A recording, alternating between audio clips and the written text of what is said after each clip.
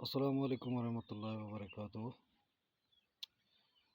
भाऊ मियां दाद तो चओ त मतारो हटी वेंदो, मतारो कॾहिं बि कोन हटंदो, यादि रखिजां। तो हुकुम कर हाज़िर आहे, मतारो हाज़िर हूंदो। ये हल्कियूं फुल्कियूं हिते ॼमनि ई कोन, का वॾो डाढ़ हण जंहिंखे ॾिसी मतारो पोइते हटे। ही सिंध जो जंहिं जंहिं बि पाणी पीतो आहे उहा हल्की फुल्की धमकी या बबकी ते पोइते कोन हटंदो पुट। उन जे लाइ तोखे अञा बंबड़ ॿारणो पवंदो। यादि रखजांइ, साम्हूं न अचिजांइ कॾहिं, न त पंहिंजी उहो टकर थींदी सोचींदे तूं।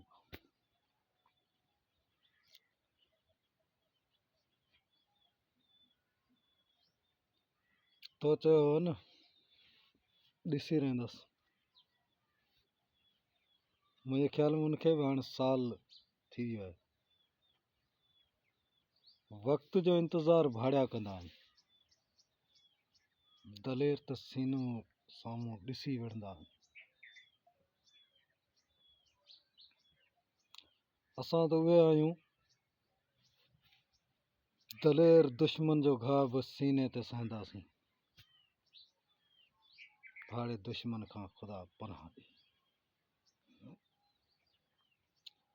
अच तूं वेलकम, अच, या त पोइ हिक ॿिए खां हमेशह धार थी वेंदासीं, या त पोइ टकरंदा रहंदासीं। बाक़ी मैदान छॾे पोइते बीहण वारनि मज़ा न आहियूं।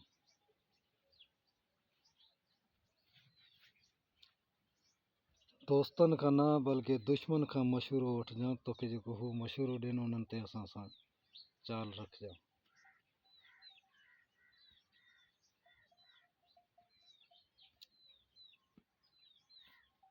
असां कंहिंखे धमकी या उछल न आहियूं ॾींदा।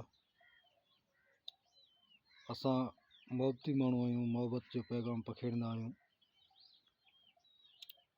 अगरि जॾहिं पाणी मथे खां मथे वेंदो आहे न पोइ हल्की सी नंढी उछल ॾींदा आहियूं।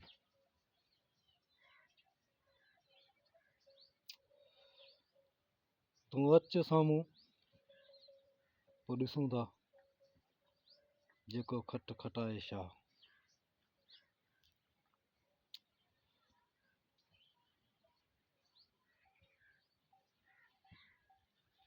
रुगो वीडियो त कमु कोन हलंदो, तो हज़ारे वीडियो ठाहिया आहिनि।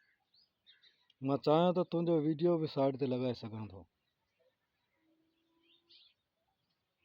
छो त तो किरिया अल्फाज़ ॻाल्हाईंदो आहीं, असां एतिरा किरिया अल्फाज़ नथा ॻाल्हायूं।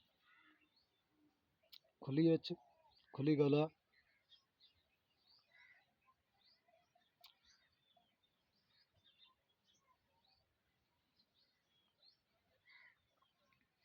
असां सिंध जा हलाली पुट आहियूं, हलाली अल्फाज़, सुठा अल्फाज़ उहे ॻाल्हाईंदासीं।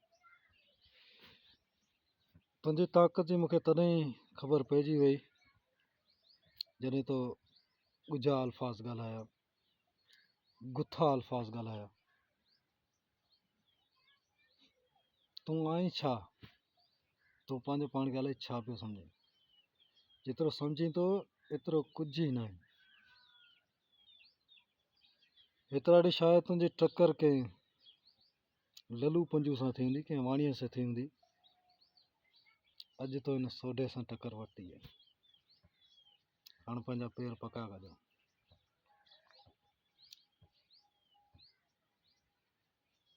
तूं चवंदो आहीं त कानून खे आऊं पंहिंजी जेब में हणी पियो हलां, इहो कानून मूंखे नथो लॻे जो तुंहिंजी जेब में रहे। मञूं था त कानून विकियल आहे,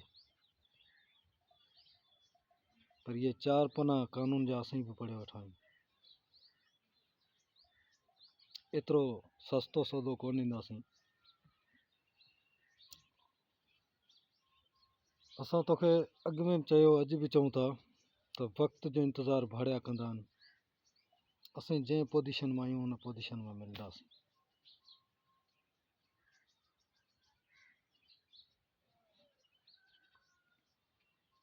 बाक़ी दुनिया मज़ो माणण वारी आहे। तुंहिंजे दाबे धमकी ते हो जश वठनि था, उन्हनि खे वठण ॾियो। बाक़ी इहा बक बक न कर। अल्फाज़ इंसान जा मोहताज हूंदा आहिनि। मुंहिंजे ख़्याल में तूं अल्फाज़नि जो मोहताज आहीं।